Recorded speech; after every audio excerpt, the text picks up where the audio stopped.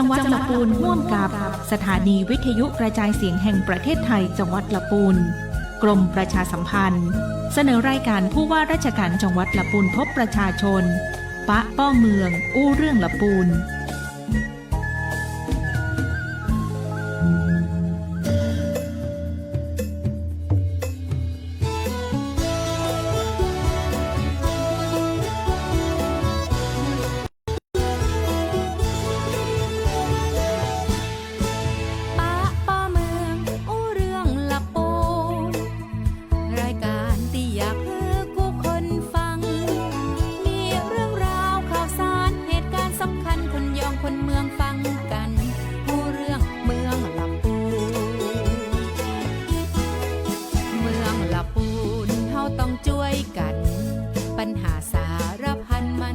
หมดสิ้นไปพี่น้องผู้คนห่วมใจแบ่งเมืองลำพูนให้ยิ่งใหญ่ตลอดกา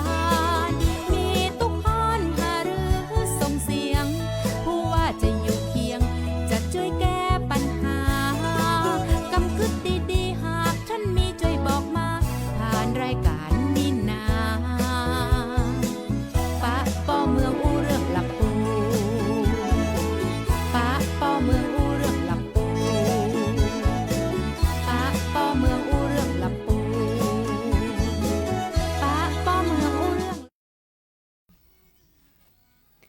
สวัสดีเจ้าสวัสดีคุณผู้ฟังคุณผู้ชมทุกท่านนะเจ้าตอนรับเข้าสู่รายการวิทยุผู้ว่าราชการจังหวัดลำพูนพบประชาชนนะเจ้า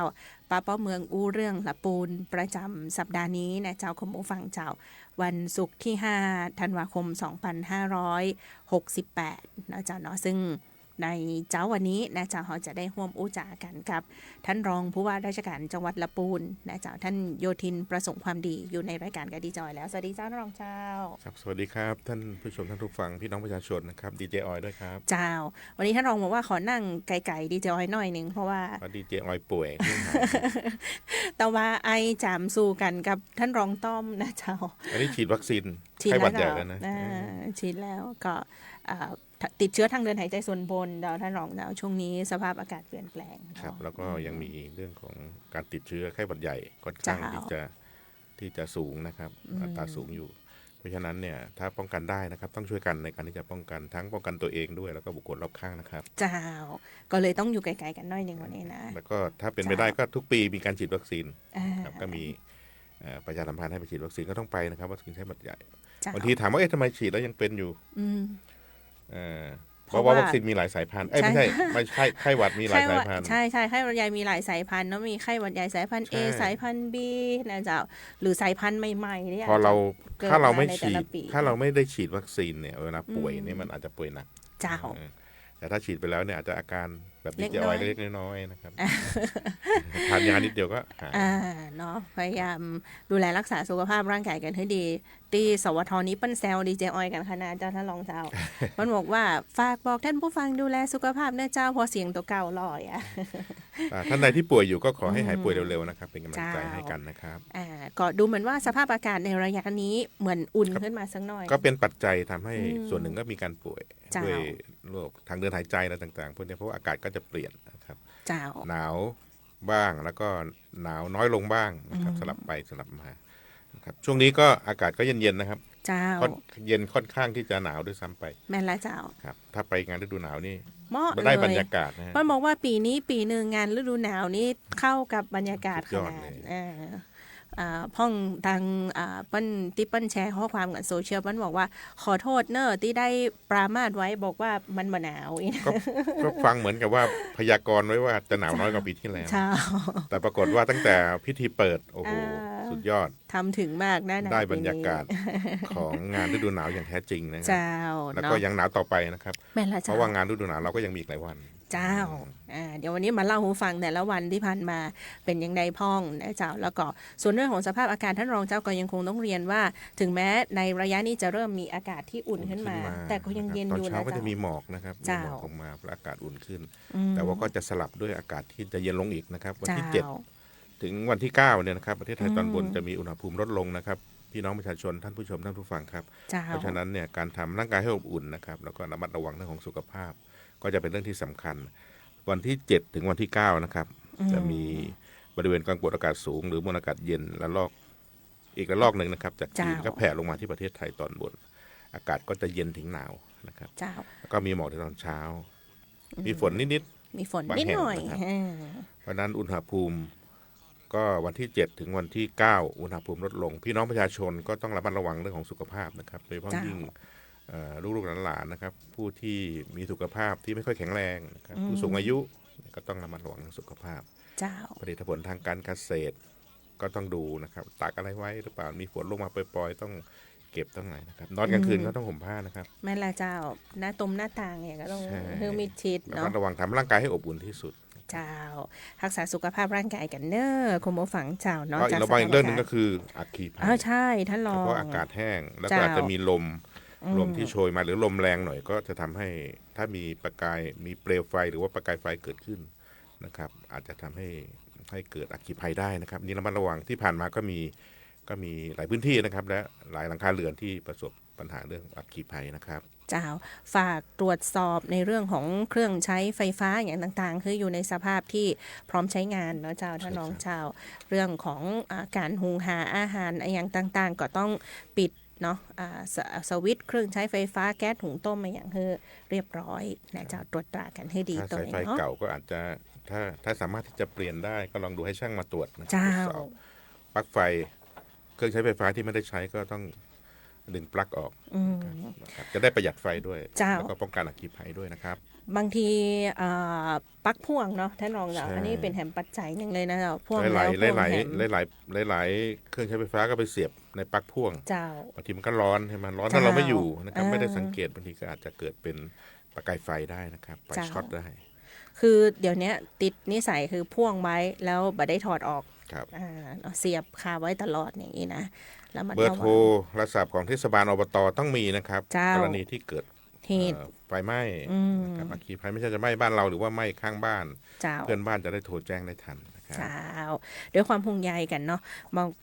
อู้เมื่อใดก็อู้อย่างเอี้ยเองนะก็ด้วยความห่วงใยแต่ก็ยังมีเกิดเหตุอยู่นะครับเจ้าด้วยความห่วงใยเป็นกำลังใจให้นะครับที่บ้านที่ประสบอุบัติเหตุเจ้าไฟไหม้นะครับเจ้าเห็นตังเหล่ากาชาติตังจังหวัดละปูนอย่างก็ลงไปก็ขอให้แจ้งมานะครับที่อาจจะระมัดระวังแล้วแต่ยังเกิดเหตุอยู่เนี่ยทั้งเหล่ากาชาติจังหวัดลำพูนนะครับกิ่งกาชาติอำเภอทุกอำเภอพร้อมที่จะลงไปเยียวยาช่วยเหลือให้กำลังใจนะครับตามระเบียบกฎหมายที่เรามีอยู่นะครับก็ด้วยความห่วงใยนะเจ้าโอจ่ากันในช่วงของรายการวันนี้5ธันวาคมเป็นวันหยุดราชการนะเจ้าเนื่องในวันสำคัญนะเจ้าท่านรองเจ้าครับสำหรับเมื่อเช้านี้นะครับเราก็มีพิธีเจริญพระพุทธมนต์แล้วก็ทำบุญตักบาตรถวายเป็นพระราชกุศลนะครับที่วัดพระธาตุธริพุนชัยวรมหาวิหารก็มีท่านผู้ว่าการจังหวัดนะครับข้าราชการพี่น้องประชาชนก็ไปร่วมกันในการที่จะทำบุญตักบาตรถวายเป็นพระราชกุศลเจ้าแด่พระบาทสมเด็จพระบรมชนกาธิเบศรมหาภูมิพลอดุลยเดชมหาราชบรมนาถบพิตรนะครับเนื่องจากวันนี้เป็นวันคล้ายวันพระบรมราชสมภพนะครับรวมถึงเป็นวันชาติและวันพ่อแห่งชาติเจ้าครับแล้วก็เดี๋ยวสักครู่นะครับสายสักประมาณสัก8:30 9 โมงเนี่ยก็จะมีอีกหนึ่งพิธีนะครับพิธีวางพานพุ่มดอกไม้ถวายราชสักการะนะครับแด่พระบาทสมเด็จพระบรมชนกาธิเบศรมหาภูมิพลอดุลยเดชมหาราชบรมนาถบพิตรนะครับที่สารกลางจังหวัดลำพูนครับเจ้าแล้วก็เห็นตะวาก็มีการจัดกิจกรรมจิตอาสาใช่ครับเป็นบำเพ็ญกุศลนะเจ้าบำเพ็ญสาธารณประโยชน์แล้วก็สาธารณกุศลเนื่องในวันคล้ายวันพระบรมราชสมภพเช่นเดียวกันนะครับเราจัดกันเมื่อวานนะครับที่ลานอเนกประสงค์หน้าวัดกู่เรืองบ้านกู่เศร้าหมู่ที่2ตำบลเมืองจี้อำเภอเมืองลำพูนครับนี่ก็มีกิจกรรมในการพัฒนาสิ่งสาธารณประโยชน์พัฒนาวัดนะครับแล้วก็มีการปล่อยปลาปลูกต้นไม้นะครับเพื่อถวายเป็นพระราชกุศลครับพระองค์ท่านครับเนาะก็ถือเป็นกิจกรรมที่เราจะได้ร่วมกันน้อมรำลึกนะเจ้าถึงพระมหากรุณาธิคุณของในหลวงรัชกาลที่9นะเจ้าในวันสำคัญวันนี้ซึ่งเป็นวันที่ทางรัฐบาลนะเจ้าเพิ่นประกาศถือเป็นวันคล้ายวันพระบรมราชสมภพเป็นวันชาติและก็เป็นวันพ่อ แห่งชาติตัวนะเจ้าในวันที่5ธันวาคมวันนี้ก็เป็นวันหยุดราชการ1วันนะเจ้าแล้วก็จริงๆต้องเชิญชวนพี่น้องประชาชนนะเจ้านักท่องเที่ยวเนาะได้ไปร่วมกันรับชมนิทรรศการในงานสักการะพระนางจามเทวีและงานฤดูหนาวจังหวัดลำพูน ใช่ครับก็ภาคค่ำเนี่ยภาคค่ำวันนี้ที่เวทีกลางของเราที่มีกิจกรรมทุกวันนะครับกิจกรรมทุกวันนี้ก็จะเป็นการแสดงเทิดพระเกียรติพระบาทสมเด็จพระบรมชนกาธิเบศรมหาภูมิพลอดุลยเดชมหาราชบรมนาถบพิตรมีการเดินแบบผ้าไทยการกุศลนะครับ100 ดวงใจชาวละปูนเทิดทูนพระมารดาแห่งไหมไทยนะครับอันนี้ก็เป็นกิจกรรมที่เราจัดขึ้นที่เวทีกลางนะครับเพื่อแสดงออกถึงความจงรักภักดีและก็สำนึกในพระมหากรุณาธิคุณของทั้งสองพระองค์เจ้าก็จะมีการแสดงบนเวทีกลางการจัดงานนะเจ้าแล้วก็ยังมีนิทรรศการสืบสานพระราชปณิธานตามรอยพ่อคืนนี้นี่น่าสนใจมากเจ้าวันนี้ต้องไปถึงแม้ว่าจะมีการปิดบอกาชาติ1 วันนะวันนี้ปิดบอกาชาติ1 วันนะเจ้าแต่ว่าก็จะมีกิจกรรมบนเวทีกลางมีนิทรรศการมีงานที่จะได้เชิญชวนท่านไปร่วมล้ำลึกถึงพระมหากรุณาธิคุณเดี๋ยวก็จะมีรายละเอียดเดี๋ยวเราจะแจ้งให้ทราบนะครับว่าทำอะไรบ้างแต่ว่าก็เป็นกิจกรรมที่เราต้องการที่จะแสดงเทิดพระเกียรตินะครับแล้วก็แสดงความจงรักภักดีต่อพระองค์ท่านนะครับเจ้าเนาะก็ประชาสัมพันธ์แจ้งข่าวกันในวาระโอกาสสำคัญนี้แต่จริงๆแล้วที่บูธนิทรรศการนะครับที่ในส่วนองค์การบริหารส่วนจังหวัดลำพูนรับผิดชอบตอนนี้ก็มีนิทรรศการสืบสานพระราชปณิธานตามรอยพ่อนะครับมีนิทรรศการล้ำลึกถึงสมเด็จพระนางเจ้าสิริกิติ์พระบรมราชินีนาถพระบรมราชชนนีพันปีหลวงและรวมถึงนิทรรศการเกี่ยวกับพระนางจามเทวีภายใต้กรอบแนวคิดทะสถิตในดวงใจไทยนิรันดร์นะอันนี้ก็สามารถที่จะไปเยี่ยมชมได้นะครับมีตั้งแต่วันเปิดงานละตั้งแต่วันที่28 พฤศจิกายนที่ผ่านมาเห็นคณะของท่านรองนะเจ้าท่านรองปิยพงศ์กับท่านรองโยธินเฮาเนี่ยนะเจ้าแล้วก็คณะของทางอบจก็ไปร่วมกันเปิดนิทรรศการอย่างเป็นทางการในวันของการเปิดงานนะเจ้าแล้วก็ภายในนิทรรศการนี่ก็มีความน่าสนใจในหลากหลายเรื่องราวเลยมีเรื่องของการเสด็จพระราชดำเนินที่จังหวัดลำพูนต่อยมีภาพประวัติศาสตร์ที่หาดูได้ยากด้วยนะก็มีการแสดงถึงการที่เราน้อมนำแนวพระราชดำริของในหลวงรัชกาลที่9ในหลวงรัชกาลที่10เนี่ยเกี่ยวกับการพัฒนาคุณภาพชีวิตของพี่น้องประชาชนให้อยู่ดีมีสุขเนี่ยมาแสดงภายในงานครับน่าสนใจนะครับงานนี้จะมีไปถึงวันที่7ธันวาคมนะเจ้าเนาะใช่ครับเข้าชมฟรีถ้าเข้าไปในงานสักการะพระนางจามเทวีและงานฤดูหนาวจังหวัดลำพูนบูธนิทรรศการของอบจลำพูนได้บรรจัดนิทรรศการตรงนี้ไว้ก็อยู่ด้านข้างของเวทีกลางเลยตรงข้ามร้านกาชาติตรงข้ามร้านกาชาติก็ยังคงเหลืออีก3 วันนะครับคือวันที่5วันนี้นะครับแล้ววันที่6วันที่7มีกิจกรรมต่างๆเยอะแยะมากมายนะครับลองไปเยี่ยมชมจับจ่ายใช้สอยไปสัมผัสบรรยากาศงานฤดูหนาวที่หนาวอย่างแท้จริง งานฤดูหนาวที่ทำถึงมากนะเจ้าปีนี้นะเจ้าเนาะประชาสัมพันธ์กันแล้วก็แฮม1 วันสำคัญนะเจ้าวันที่7ธันวาคมอันนี้ก็เป็นวันคล้ายวันประสูติสมเด็จพระเจ้าลูกเธอเจ้าฟ้าพระเจ้ารากิติยาภานะเจ้าซึ่งทางจังหวัดลำพูนเขาก็จะมีการจัดกิจกรรมนะเจ้าพิธีเจริญพระพุทธมนต์ทำบุญตักบาตรต่างๆนะเจ้าท่านรองเจ้าครับเดี๋ยวตั้งแต่วันที่6ถึงวันที่8ก็จะมีการเปิดให้พี่น้องประชาชนลงนามถวายพระพรนะครับผ่านระบบออนไลน์ก็เว็บไซต์ของหน่วยราชการในพระองค์นะครับลองเปิดดูแล้วก็ร่วมกันในการลงนามถวายพระพรครับวันที่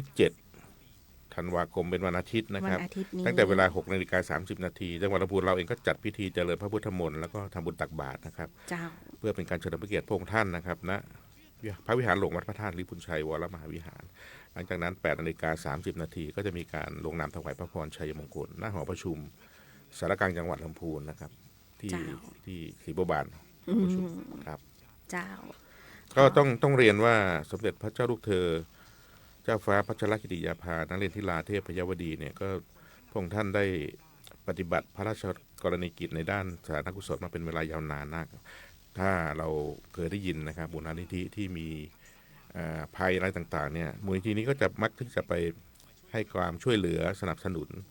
นะครับพี่น้องประชาชนที่ประสบภัยนะครับก็คือมูลนิธิอาสาเพื่อนพึ่งพายามยากสภากาชาติไทยนะครับมูลนิธิเนี่ยพระองค์ท่านก็รับเป็นองค์ประธานกรรมการของมูลนิธิ ส่งปฏิบัติงานที่รับปฏิบัติงานที่คณะทูตถาวรแห่งประเทศไทยประจำองค์การสหประชาชาติณนครนิวยอร์กอีกทั้งทรงปฏิบัติพระราชกรณียกิจในด้านของกฎหมายนะครับพระองค์ท่านทรงมีพระปรีชาสามารถเป็นอย่างมากครับในส่วนของจังหวัดลำพูนเองครับดีเจอยพระองค์ท่านเนี่ยได้เสด็จหลายครั้งในช่วงที่ผ่านมาหลายปีที่ผ่านมาก็เสด็จเป็นประจำนะครับแล้วก็สำคัญอีกเรื่องหนึ่งก็คือในพื้นที่จังหวัดลำพูนเราเนี่ยเรามีโครงการสถานีน้ำดื่มพระชรธรรมอันนี้ได้รับการสนับสนุนจากมูลนิธิอาสาเพื่อนพึ่งพายามยากสภากาชาติไทยซึ่งโดยพระกรุณาของพระองค์ท่านนะครับสถานีนี้นี่ตั้งอยู่ที่ไหนรู้ไหมวัดป่าพุทธพจน์ตั้งอยู่ด้านหน้าบริเวณด้านหน้าวัดป่าพุทธพจน์หริพุนชัยในพระราชูปถัมภ์อันนี้ผลิตน้ำดื่มนะครับที่ต้องเรียนว่าน้ำดื่มเนี่ยสะอาดถูกสุขลักษณะมีอนามัยนะครับในทุกวันก็จะมีประชาชนนำภาชนะไปบรรจุน้ำดื่มสำหรับบริโภคนะครับอันนี้เป็นน้ำดื่มก็คือใช้ในการบริโภคเนี่ยนะครับได้เลยแล้วก็บางทีก็มีกิจกรรมงานต่างๆส่วนราชการหน่วยงานองค์กรต่างๆก็ไปขอรับการสนับสนุนแบบน้ำดื่มบรรจุขวดนะครับที่ทางวัดป่าพุทธพจน์หริพุนชัยเนี่ยก็ผลิตขึ้นมาเพื่อนำไปใช้ในกิจการสาธารณกุศลต่างๆนะครับทุกวันนี้จุดที่เติมน้ำดื่มก็จะมีสองโรงหรือว่า2สถานีใกล้ๆกันเห็นผ่านไปทางนั้นก็เห็นพี่น้องประชาชนก็นำถังน้ำขวดอะไรต่างๆไปเติมอยู่อันนี้ก็ต้องเรียนว่าเป็นพระกรุณาธิคุณของพระองค์ท่านนะครับที่มีต่อจังหวัดลำพูนที่พระองค์ท่านเสด็จมาถึงที่จังหวัดลำพูนเนี่ยบ่อยเจ้าพระองค์มาเปิดสถานีน้ำดื่มด้วยพระองค์เองเลยนะเจ้าแล้วก็อย่างที่ท่านรองเรียนไปว่าหลายต่อหลายครั้งเนี่ยเสด็จมาที่จังหวัดลำพูนปีหนึ่งนิดครั้ง2 ครั้งยังเป็นทางการนี่เสด็จนะเจ้าเนาะมาโครงการเป็นโครงการพระราชทานกำลังใจในส่วนของผู้ต้องคุมผู้ต้องขังเองก็มาใช่ครับพระองค์ท่านก็ได้ทำเพื่อชาวพี่น้องพระสงฆ์นิกรชาวไทยเนี่ยหลายเรื่องจังหวัดลำพูนเราก็มีหลายเรื่องทั้งเรื่องการความพัฒนาแหล่งน้ำการพัฒนาเรื่องน้ำนะครับเนาะก็จริงๆต้องเรียนว่าขณะนี้สมเด็จพระเจ้าลูกเธอเจ้าฟ้าพัชรกิติยาภาพระองค์ก็มีพระกันประชวรอยู่จากยังพักรักษาตัวอยู่ในโรงพยาบาลก็ต้องเชิญชวนนะเจ้าพี่น้องประชาชนนะอย่างได้ถวายกำลังใจลงนามถวายพระพรกันนะเจ้าคือพระองค์ทรงมีพระพลานามัยที่สมบูรณ์แข็งแรงนะเจ้าเนาะก็7 ธันวาคมนะเจ้าวันคล้ายวันประสูตินะเจ้าสมเด็จพระเจ้าลูกเธอเจ้าฟ้าพัชรกิติยาภานะเจ้าในเดือนธันวาคมนี่ก็จะมีวันสำคัญหลากหลายนะเจ้าท่านรองอาทิตย์หน้านี่ก็10 ธันวาคมก็จะเป็นวันพระราชทานรัฐธรรมนูญก็จะเป็นวันหยุดราชการแถม1 วันแล้วก็ในช่วงสัปดาห์สุดท้ายของเดือนธันวาคมก็แน่นอนนะเจ้าช่วงของการส่งท้ายปีเก่าต้อนรับปีใหม่นะเจ้าวันหยุดยาวแบบนี้ก็ต้อง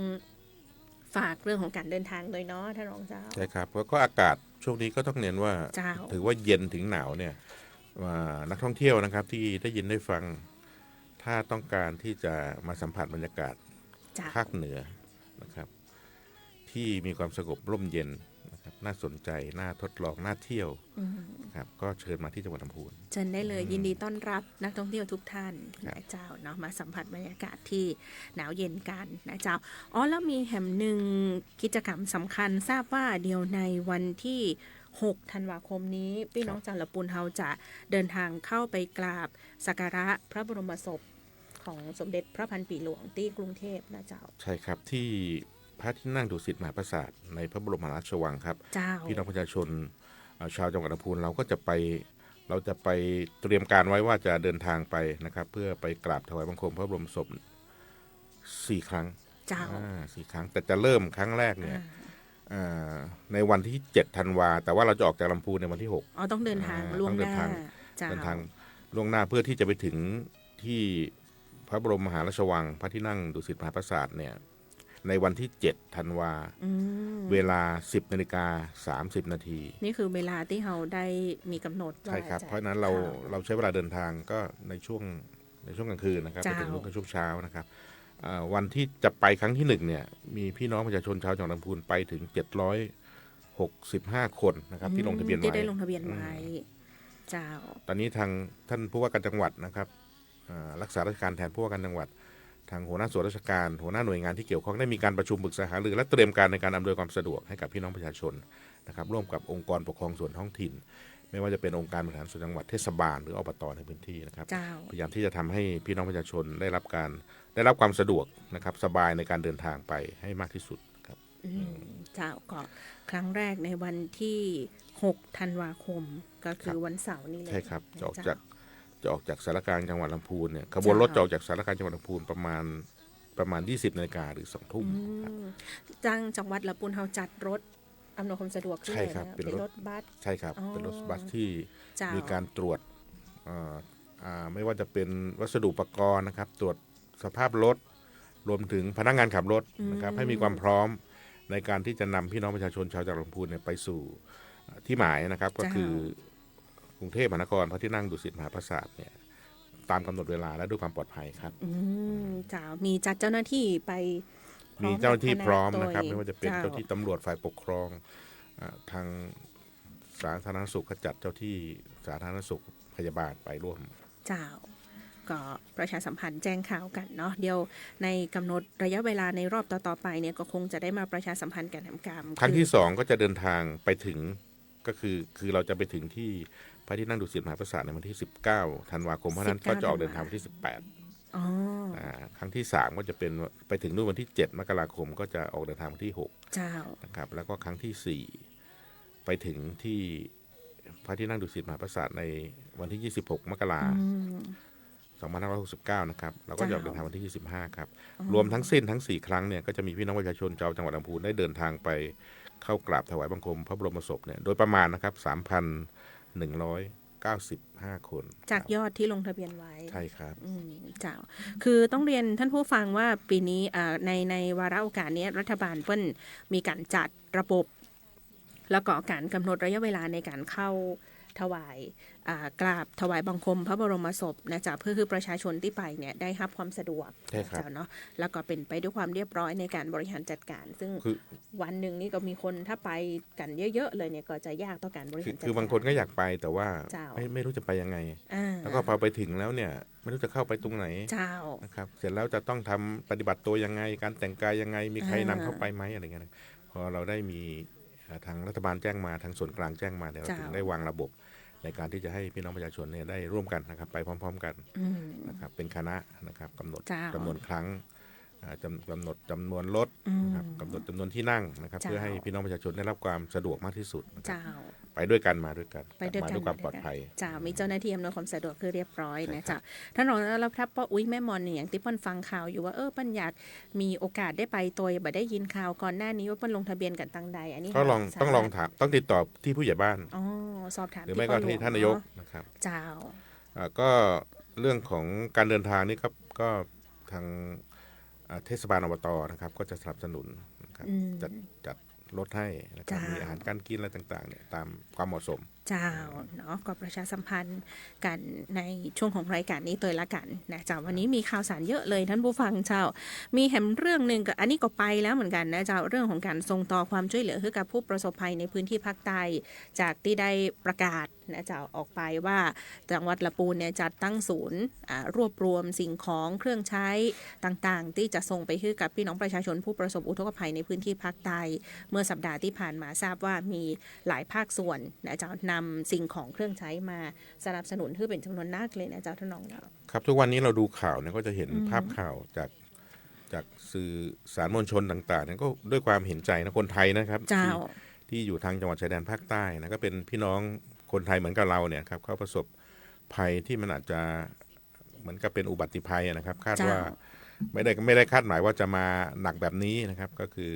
อุทกภัยในจังหวัดภาคใต้หลายๆจังหวัดนะครับ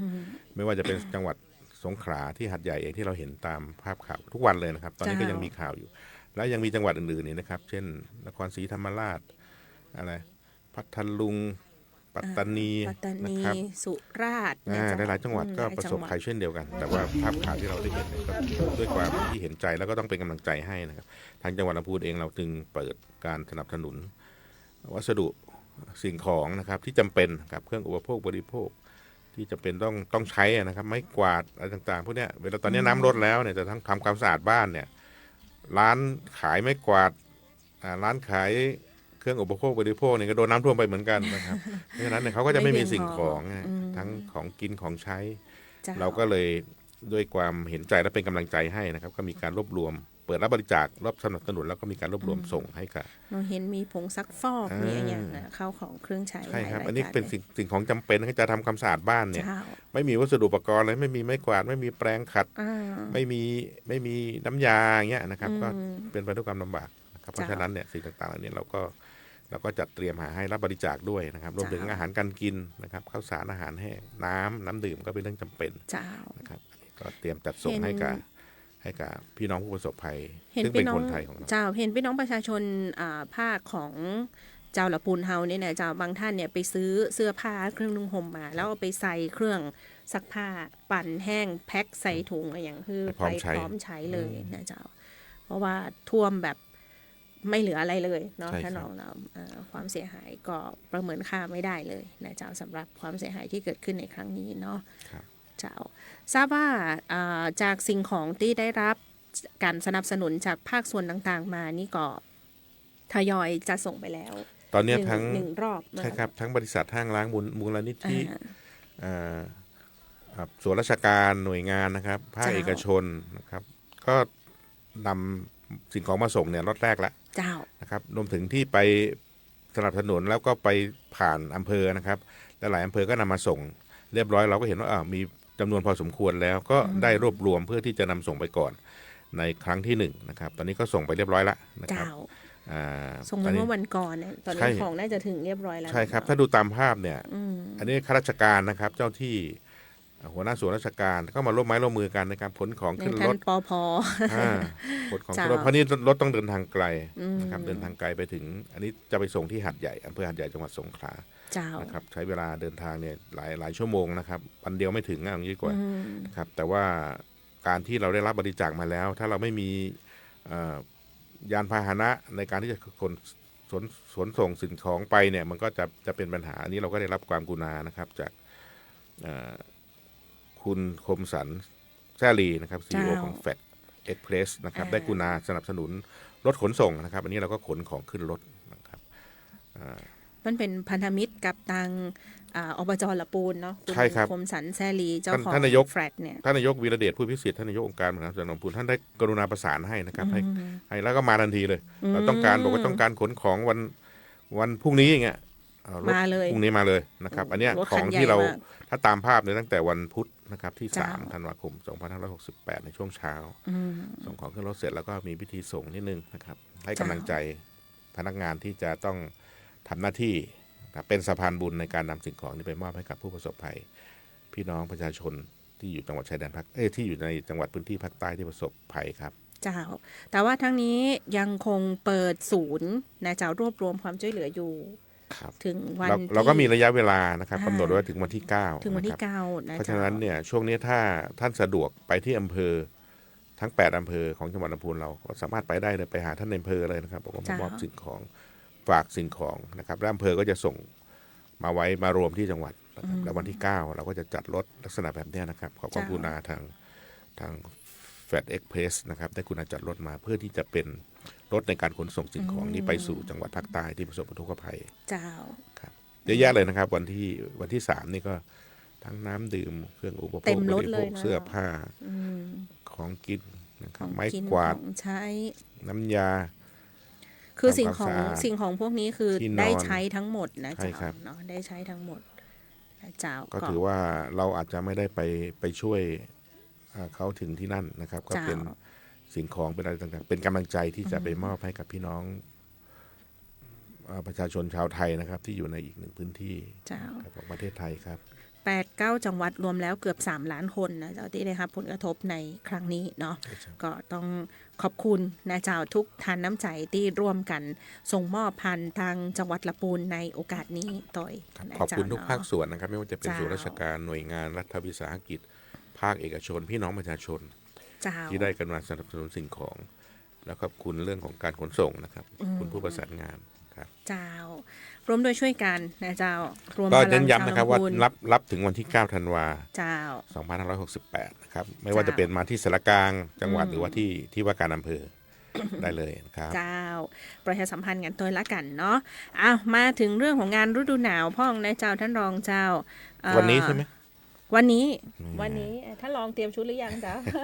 วันนี้ก็จะมีกิจกรรมสำคัญอีกกิจกรรมหนึ่งเจ้าก็ค่ำนี้เพิ่นจะมีกิจกรรมทั้งเรื่องของการแสดงบนเวทีกลางการจัดงานซึ่งเป็นการแสดงเพื่อเทิดพระเกียรตินะเจ้าในหลวงรัชกาลที่9แล้วก็จะมีการเดินแบบผ้าไทยนะเจ้าชื่อว่าร้อยดวงใจชาวละปูนเทิดทูนพระมารดาแห่งไหมไทยก็จะมีการแสดงแบบแฟชั่นโชว์นะเจ้าใช่ครับเห็นว่ามี2แบบใช่ครับเจ้าก็เป็นการเทิดพระเกียรติ สมเด็จพระนางเจ้าสิริกิติ์พระบรมราชินีนาถช่วงแรกจะเป็นการน้อมรำลึกในพระมหากรุณาธิคุณของในหลวงรัชกาลที่9นะครับก็จะมีกิจกรรมต่างๆต้องไปชมครับที่เวทีกลางก็จะน่าสนใจมากนะครับอีกช่วงหนึ่งก็จะเป็นการเทิดพระเกียรติสมเด็จพระนางเจ้าสิริกิติ์พระบรมราชินีนาถพระบรมราชชนนีพันปีหลวงนะครับพระองค์ท่านเป็นแบบอย่างนะครับในการอนุรักษ์ฟื้นฟูและก็สืบสานภูมิปัญญาผ้าไทยให้เป็นที่ประจักษ์ในระดับนานาชาติเลยครับแล้วก็มีการถวายพระราชบัญญานามของพระองค์ท่านว่าเป็นพระมารดาแห่งไหมไทยนะครับวันนี้เราก็จะร้อยดวงใจชาวละปูนเทิดทูนพระมารดาแห่งไหมไทยเจ้าถ้าลองเตรียมชุดไว้กี่ชุดเจ้าไปชมเองมันยังบอกตัวเราต้องไปชมเองค่ำนี้พบกันเจ้าเนาะแสดงว่าค่ำนี้ท่านลองเดินแบบตัวค่ำนี้พบกันนะครับไปชมแล้วก็จะมีการเดินแบบผ้าไทยวันนี้ทั้งชุดไทยพระราชนิยม8แบบกับชุดผ้าไทยถิ่นภูษาผ้าลำพูนกับผ้าไทยใส่ให้สนุกจะมีชุด2แบบด้วยกันนะเจ้าเริ่มตั้งแต่เวลาประมาณ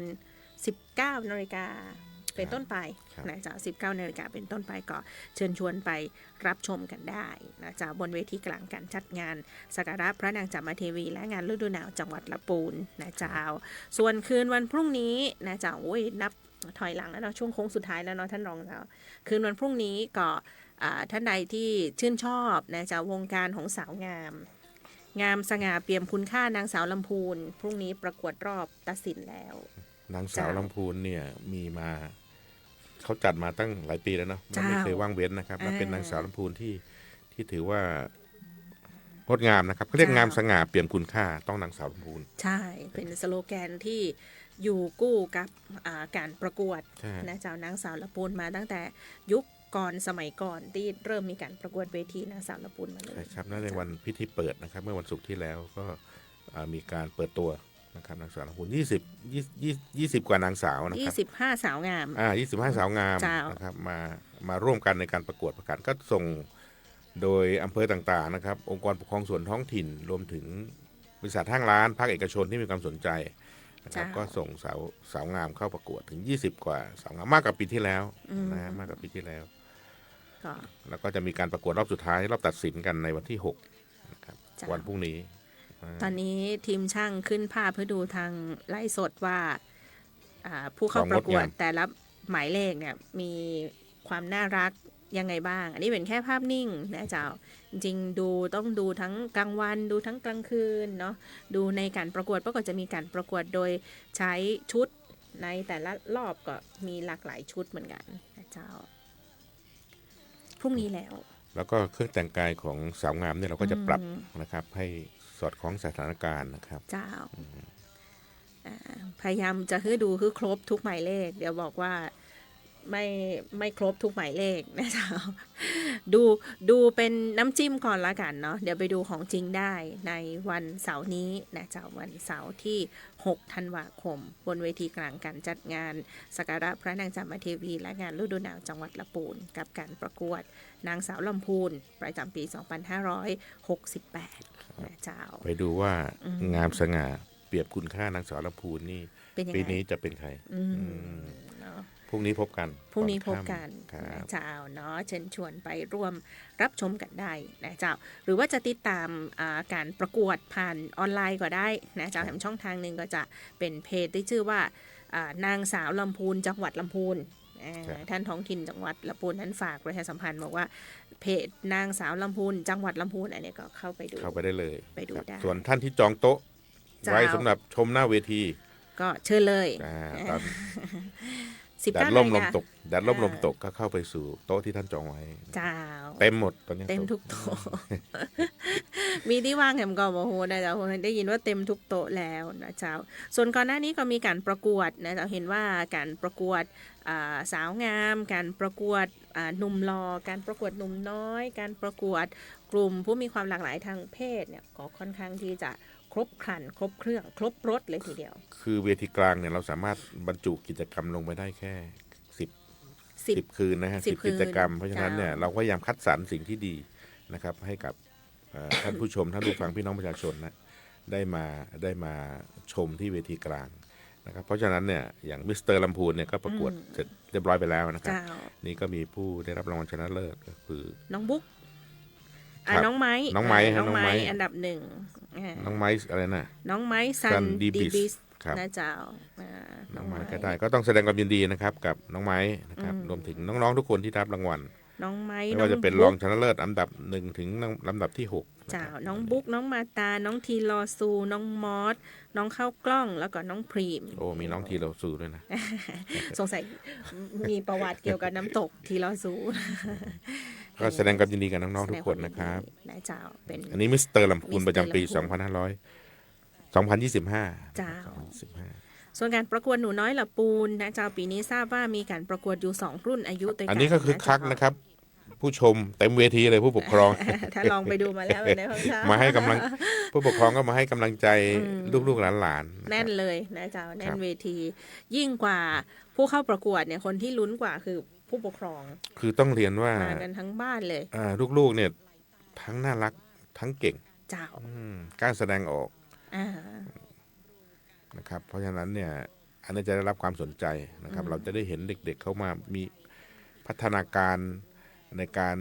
การพูดบนเวทีอะไรต่างๆพวกนี้ เจ้า น่าสนใจ ตอบ มาก คำถาม นะครับ นำเสนอเนาะ เก่งมาก การกล้าแสดงออกนะเจ้า ก็ผลการประกวดนะครับหนูน้อยลำพูนก็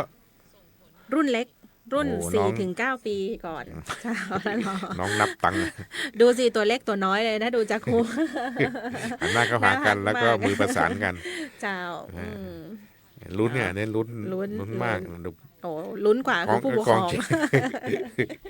กองเชียร์นี่ลุ้น เจ้าคนนี่เต็มเวทีขนาดเนาะสำหรับการประกวดหนูน้อยละปูนเมื่อช่วงค่ำคืนของวันที่29พฤศจิกายนที่ผ่านมานะเจ้า ครับน้องนับตังค์ น้องนับตังค์ ะ เมื่ ครับ อก่อนเจ้าได้ที่ แล้วก็จะมีน้อง 1 7 ขวบเองนะเราทดลอง จิตลิศ8 ขวบ น้องจิตรีด8 ขวบ แล้ว เจ้า ก็น้องภูพิง น้องภูพิง8 ขวบเหมือน เด็ กั ก น หญิงนิชลีนะครับ จ้า 8 ขวบก็ได้สายสะพายได้รับถ้วยรางวัลนะครับ แล้วก็มีน้อง รุ่นใหญ่รุ่นโต น้องใบหม่อนกับน้องชมพูด้วย ครับ เนาะสำหรับรุ่นเล็ก ส่วนรุ่นใหญ่นะเจ้า น้องเอิง น้องเอิง11 ขวบเจ้ารุ่นใหญ่นี้เปิ้นประกวดตั้งแต่10 ถึง 14 ปี ใช่ครับ เจ้า จะเด็กโตขึ้นมาหน่อยนะครับ จ้า ก็ยังน่ารักนะครับ จ้า ตอบคำถามอะไรต่างๆฉัดฉานเก่ง ก็มีน้องเอิงนะครับได้รับรางวัลชนะเลิศ แล้วก็น้องน้ำขิง น้องโบนัสน้องยิ้มแย้ม น้องกวนอิมนะครับก็ได้สายสะพาย แสดงความยินดี แล้วก็ชื่นชมนะเจ้ากับน้องๆทุกคนนี่ก็ถือว่าจะเป็นเยาวชนเป็นคนที่จะได้ร่วมกันสร้างสรรค์สังคมในอนาคตต่อไปนะเจ้า โอ้ เนาะ แต่พรุ่งนี้นางสาวลำพูนใช่ไหมครับดีเจไว้ เจ้า แต่ว่าที่ผ่านมาเนี่ยวันที่ 2 อันนี้นี่ก็ ท่านรอง โอ้โห ก็วันก่อนอู้กับท่านรองปิยพงศ์ที่วันมาจัดรายการบอกดีจอยไปดูเวทีกันประกวดนี้มาได้รู้สึกน้อยเนื้อต่ำใจตลอดเลย วันที่ 2 ก็ งาม เว สู้ ที เปิ้นมาได้ เวทีเราก็ประกวดราชินีแห่งความงามลำพูน เจ้า 2025เหมือนกัน Queen of Beauty ลำพูน เจ้า อันนี้โดยมูลนิธิอะไรวีแคปนะครับ VCAP วีแคป จ้ะ ก็โอ้นางสาวลำพูนมี20 กว่าสาวงาม ใช่ แต่เวทีนี้เนี่ย44 สาวงาม เข้าประกวด ใช่ครับ เจ้าแล้วสวยทุกคนเลยนะเจ้า แล้วก็ผลการ สวยทุกคน ประกวดก็ออกมาแล้วนะครับ เจ้า น้องฟาร์มเฮาส์ อ่า นะครับ ได้สวมมงกุฎลายดอกเงินดอกลายนกยูงกลางปีก นะ สายสะพายนะครับ อันนี้ก็ เจ้า ต้องแสดงความยินดีกับน้องด้วยนะครับ ราชินีแห่งความงามนะเจ้าเนาะแต่สุดท้ายคือวันที่7 วันอาทิตย์นี้เดี๋ยวจะมีการหมุนวงล้อออกรางวัลก็เป็นวันสุดท้ายของการจัดงานของเราประจำปี 2568 นะครับงานสำคัญอีกกิจกรรมหนึ่งก็คือการออกรางวัลสลากกาชาติการกุศลของจังหวัดลำพูนประจำปี 2568 ครับปีนี้เราก็ของรางวัลเยอะมากเจ้าน่าลองรางวัลที่1ขนาดรางวัลที่1รางวัลที่1ยัง3รางวัลหมุน3ครั้งหมุนวงล้อ3ครั้งใช้วิธีการหมุนบ้างเหรอเจ้าใช่ครับไม่ใช่ครับใช้ปัดเหมือนกับสลากกินแบ่งรัฐบาลเลยปัดเลยบางท่านบอกว่าเปิ้ลจะคำลูกบอลเอาหรือว่าเปิ้ลจะทำยังไงนะต้องไปชมไปเป็นสักขีพยานและไปลุ้นนั่งงานก็สลากนี่ยังพอมีจำหน่ายนะครับที่บริเวณหน้าร้านมัชฉากาชาตินะครับอีก3วันท่านวันนี้ไม่ได้จำหน่ายนะพอวันที่6วันนี้วันที่5วันนี้วันนี้มีจำหน่ายได้แต่ไม่มีบ่อมัชฉามันมีสลากกาชาติการกุศลจำหน่ายแต่ไม่มีมัชฉากาชาตินะครับไม่มีบ่อมัชฉาแต่มีสลากจำหน่ายหน้างานแล้วก็พรุ่งนี้ถ้าวันนี้ไม่หมดวันที่6อาจจะมีอีกนิดหน่อยหมดแน่แต่ว่าวันที่5คือวันนี้น่าจะหมดแน่นะครับเพราะฉะนั้นท่านที่ยังไม่ได้มีสลากติดไม้ติดมือนะครับยังไม่ได้ร่วมบุญร่วมกุศลกันก็ไปลองดูนะครับวันนี้ด่วนไปดูกิจกรรมเวทีกลางช่วงค่ำแล้วก็ต้องไปดูว่าสลากหมดหรือยังต้องนี่ไปจับจองปีที่แล้วนี่วันที่5นี่หมดเลยเจ้าสลากกาชาติมีทั้งหมด 100,000 ฉบับนะเจ้าปีนี้จำหน่ายฉบับละ100 บาทนะเจ้าก็บางท่านบอกโอ้ปีแล้ว60 บาทปีนี้100 บาทแพงกว่าปีแล้วเฮ้ยกายแต่ของรางวัลนี่มากกว่าหลายเท่าเปิ้ลบอกว่าจริงๆถ้าไปดูของรางวัลแล้วถูกกว่าปีแล้วขนาดเพราะ100 บาทเนี่ยท่านได้ลุ้น Fortuner ถึง3 ครั้งนะครับแล้วก็จะจับรางวัลกันในวันที่7นะครับซึ่งเป็นคืนสุดท้ายของการจัดงานในปีนี้นะครับไปลุ้นกันและร่วมกันเป็นสักขีพยานแล้วก็ไม่ใช่มีการจับรางวัลอย่างเดียวยังมีการแสดงอะไรต่างๆเยอะแยะมากมายนะครับในเวทีกลางวันที่7 ธันวาคมแต่ลมตกนะครับว่าไปเยี่ยมชมกันครับส่วนร้านมัชฉากาชาติก็ยังคงเปิดต่อเนื่องยกเว้นแค่วันนี้วันเดียวใช่ครับวันที่6พรุ่งนี้กับวันที่7ก็มีเหมือนเดิมนะครับแล้วก็ของรางวัลเนี่ยกระหน่ำเมื่อวานไม่ใช่เมื่อวานวันก่อนมอเตอร์ไซค์ออกไป3 คันคืนเดียวนะครับคืนเดียว3 กันแล้วก็ต้องเรียนว่ามอเตอร์ไซค์ยังอยู่เต็มห้องเก็บของรอเจ้าของอยู่นะจ๊ะรีบไปเอาอาจจะได้มอเตอร์ไซค์ในราคาแค่ล่าสุดเห็นว่ามี40 บาทซื้อ2 ใบได้มอเตอร์ไซค์กลับบ้านนะจ๊ะก็อันนี้ก็แล้วแต่โชคแต่ดวงแต่สุดท้ายถ้าไม่ได้อะไรเลยนี่ก็มีรางวัลกขอพร้อมกับกุศลได้บุญได้กุศลแน่นอนครับเพราะว่าเหล่ากาชาติจะเป็นสะพานบุญนำปัจจัยนะครับที่ท่านร่วมทำบุญร่วมตักสลากมัชฉากาชาติร่วมซื้อสลากการกุศลเนี่ยเราไปมอบให้กับผู้ที่ประสบภัยนะครับผู้ที่เปราะบางผู้ที่ต้องการได้รับความช่วยเหลือครับเจ้าประชาสัมพันธ์เชิญชวนกันต่อยละกันเนาะเจ้าเนาะวันนี้ใช่ไหมใช่ถ้าลองแล้วเวลาก็ใกล้จะหมดตอนเย็นนะครับแม่แรงนี้เจ้างานสำคัญแถมงานหนึ่งเนาะเจ้าเนาะบ้านบอกยกบ้านดอนหลวงบ้านหนองเงือกแล้วก็บ้านกองงาม3 บ้านที่มีชื่อเสียงเรื่องผ้าที่ตลาดหัตถกรรมผ้าของอำเภอป่าซางมาไว้ในเมืองละปูนจริงๆแล้วเขาก็จะจัดงานในช่วงสงกรานต์ครับสามบ้านเนี่ยแต่ว่าเนี่ยเรายกมาก่อนเอายกมาก่อนเอาของที่เขามีสต็อกอยู่เนี่ยเราจะมาวันเอามาค่ำนี้เลยเย็นนี้นะครับใช่เย็นนี้เลยนะคือต้องเรียนว่าท่านที่อยากจะได้ของฝากของที่ระลึกของขวัญปีใหม่เสื้อผ้าที่จะใส่ในช่วงปีใหม่อย่างนี้นะท่านไปเลือกดูได้เลยมาจับจ่ายใช้สอยแล้วก็มีกิจกรรมนะครับตั้งแต่เย็นวันนี้นะครับแล้วก็ถึงวันที่7นะครับ5-6-7เจ้า5-6-7วันที่ต้องเรียนว่าที่ศูนย์บริการป้นท้องเป็นศูนย์เฉลิมพระเกียรติ80 พรรษาถ้านึกถึงสะพานท่าสิงห์หรือขัวมุงเดิมเนี่ยขัวมุงเดิมหันหลังให้กับวัดพระธาตุเนี่ยมองไปทางขวาเจ้า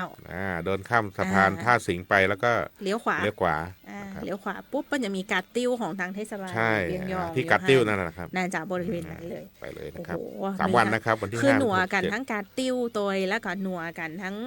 บ้านดอนบ้านหนองเงือกบ้านกองงามจากป่าซางเนี่ยเพิ่นจะมากันนะเจ้าผู้ประกอบการผ้าป่าซางบอกว่างานนี้นี่ราคาจับต้องได้นะเซอร์ไพรส์มากถ้าใครไม่ไปไม่รีบไปเนี่ยเข้าใจเลยนะเราถือเป็นโอกาสดีมากเพราะปีนึงเมื่อจะจัดงานแค่1 ครั้งเนาะแต่อันนี้พิเศษมากเพราะว่านำมาจัดในช่วงส่งท้ายทุกทีเราต้องไปที่บ้านดอนหลวงอำเภอป่าซางครับปีนี้ยกมาที่ในเมืองนี่เลยเจ้าประชาสัมพันธ์งานตัวเนาะยังมีงานอีกมีงานแถมงานแน่นๆเลยนะเจ้าละปูนเฮายังคงคึกคักต่อเนื่องเจ้าไนท์มาร์เก็ตที่เป็นงานที่เปิ้ล เลื่อนมาจากก่อนหน้านี้เมื่อก่อนจะ ใช่ครับเดิมจะจัดวันที่6พฤศจิกายนนะครับก็เลื่อนมาจัดวันที่23ถึงวันที่28ธันวาคมวันนี้ก็น่าสนใจนะครับโดยการท่องเที่ยวแห่งประเทศไทยนะครับร่วมกับจังหวัดลำพูนก็จะจัดกิจกรรมนี้ขึ้นมาชื่อ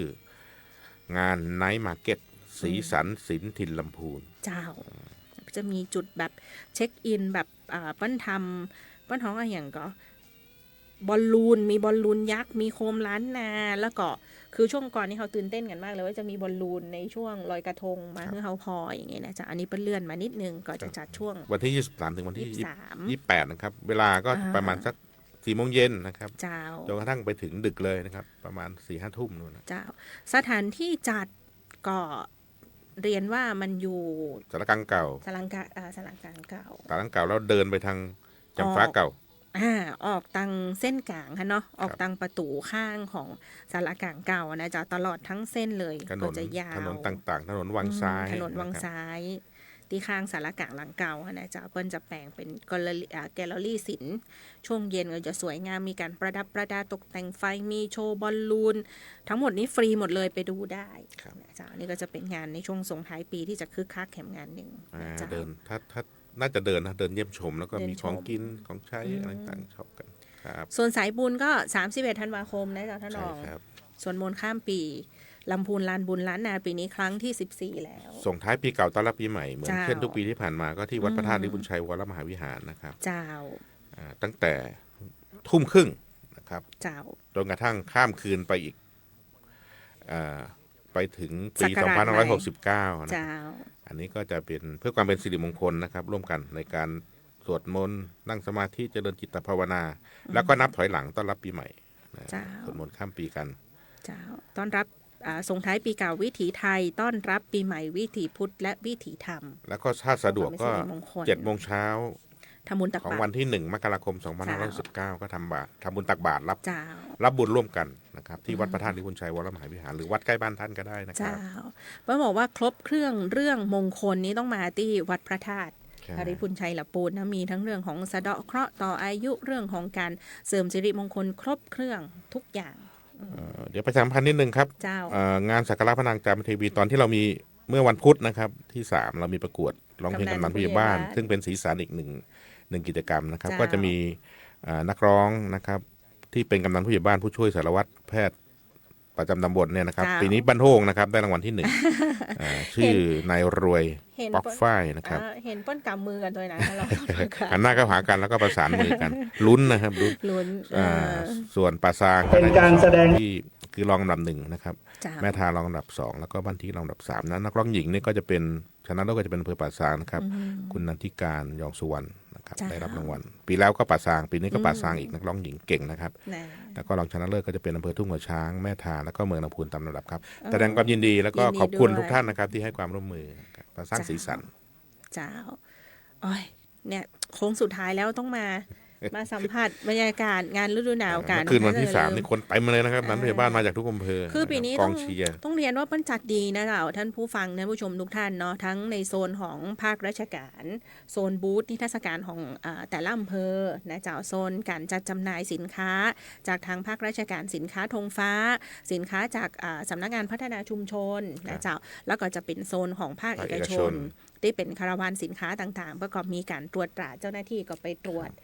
การติดป้ายแสดงราคาการจำหน่ายสินค้าละเมิดลิขสิทธิ์อะไรอย่างอยู่ตลอดนะเจ้าแล้วก็โซนด้านหลังที่เป็นโซนการจัดงานป้อนฮ้องว่าภาคบันเทิงเนาะเจ้าภาคบันเทิงอันนั้นป้อนก็ค่อนข้างที่จะบริหารจัดการได้ดีเลยนะเจ้าปีนี้เนาะเป็นเหมือนงานวัดเลยนะเจ้าสวยงามก็ลองมาเยี่ยมชมกันดูนะเจ้าวันนี้5 6 7อีก3วันเท่านั้นเจ้าสุดท้ายสุดเวลาจะหมดแล้ววันที่7นี้มีสอบท้องถิ่นนะเจ้าอาจจะมีการจราจรที่หนาแน่นน้อยเพราะว่าจังหวัดลำพูนนั้นเป็นสนามสอบอยู่ทั้งหมด10สนามสอบส่วนใหญ่ก็อยู่ในเมืองนะครับส่วนใหญ่ในเมืองแล้วก็จะมีธีรการบ้านโฮงที่เป็นของอำเภอบ้านโฮงนะครับเพราะฉะนั้นเนี่ยในเมืองก็หลีกเลี่ยงเส้นทางนะครับดูการประชาสัมพันธ์เรื่องเส้นทางการจราจรใช่ 7,000 กว่าคนนะจะเข้ามาสอบที่จังหวัดลำพูนวันอาทิตย์โรงแรมเต็มหมด เจ้า ก็ถึงบอกพ่อค้าแม่ขายบอกว่าถ้าทำกับข้าวกับปลาบางที